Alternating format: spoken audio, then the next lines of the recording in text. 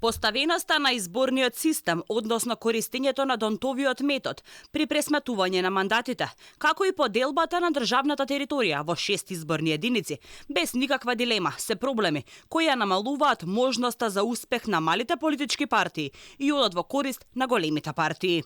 Лажното ветување во програмата на СРСМ дека ќе ја направат Македонија една изборна единица само го продолжи долгогодишниот проблем со кој се соочуваат помалите партии, односно нецелосно вреднување на нивните гласови кои ги добиваат.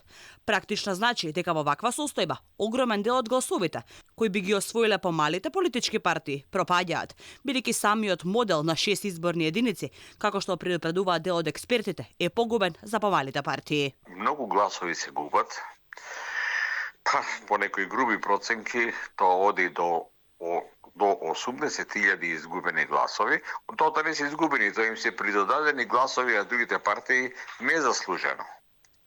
Затоа лично мислам дека е потребно да се вратиме, да го измениме изборниот законник, да се вратиме на неизборна единица, но да поставиме еден минимален праг од 3%.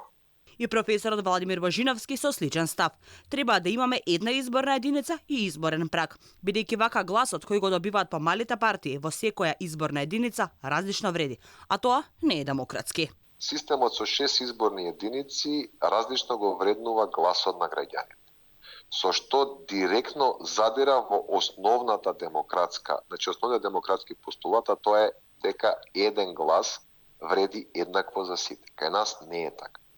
Поради иселувањето, поради избирачкиот список, одредени изборни единици гласот вреди можеби двојно отколку во некои други. 36 пратеници од 120 во моменталниот собраниски состав доаѓаат од помалите партии, а најголем дел од нив се дел од коалициите со СРСМ и ВМРО ДПМН.